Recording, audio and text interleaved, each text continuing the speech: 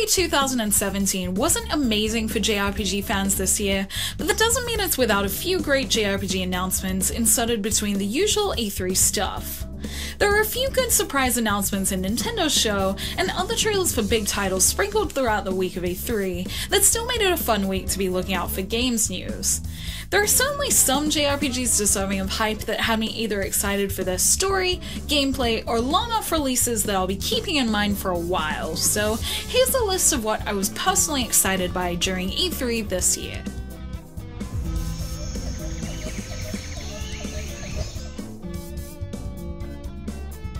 Code Vein is absolutely one of my top picks for E3, which is surprising since Microsoft's conference usually isn't something I leave hyped.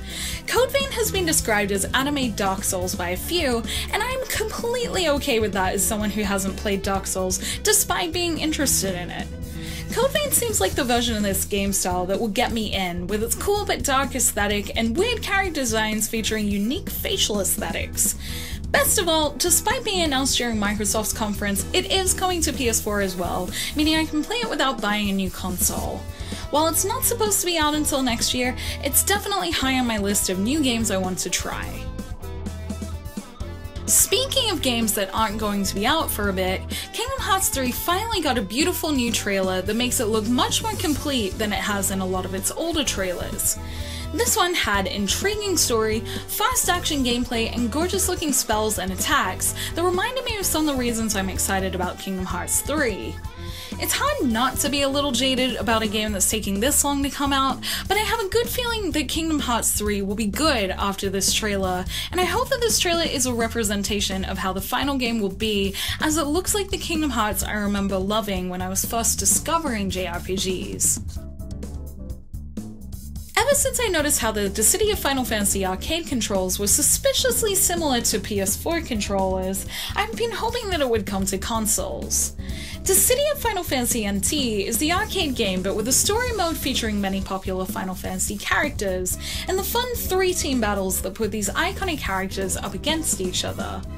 The other Dissidia games have been in my backlog for a good while, but I'm definitely excited for Dissidia NT, as the arcade version was really fun to play, and I'm looking forward to learning how to play properly, along with playing as other characters such as Noctis when updates roll out.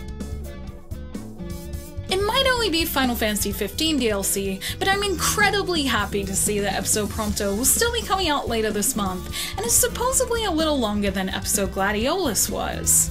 There are so many things I'm keen about with this expansion actually, such as the new shooting and stealth mechanics to suit Prompto's fighting style, and finally finding out why he looks so damn sad in that trailer. Also, no guarantees, but there's a small chance there'll be an episode Ignis trailer shown off to completing episode Prompto. I would like that a lot.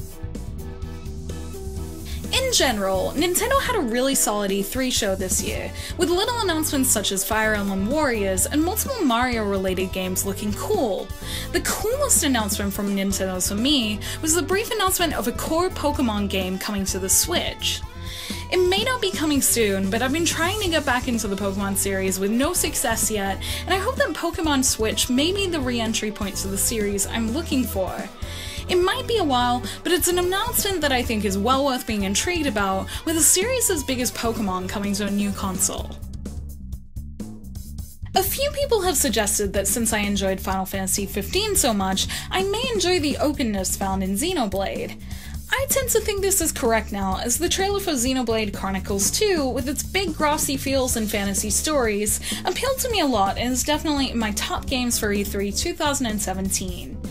In fact, Xenoblade 2's epic trailer may be one of the few things to push me to buy a Nintendo Switch. Yes, I've been wanting one for a while already, but seeing a game like Xenoblade 2 that makes me want to sink hours into it is a pretty big push towards saving money to actually get it. We'll see if I do it, but I'm a little happy to finally understand the Nintendo Switch hype, and I'm looking forward to seeing more of this game, along with the other great ones featured this year, and it's nice to see the Switch looking more and more like a worthwhile console.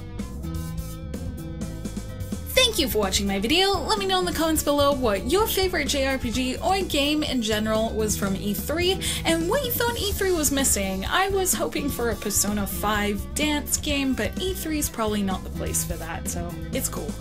Like this video if you enjoyed it, subscribe to my channel for more JRPG content like this, and hit that bell for notifications too if you want. Check out my blog at jrpgjungle.blogspot.com for more content like this but in written form, and I'm on social media on Twitter, Facebook, and Instagram, all at JRPG Jungle. Until next time, thank you, bye!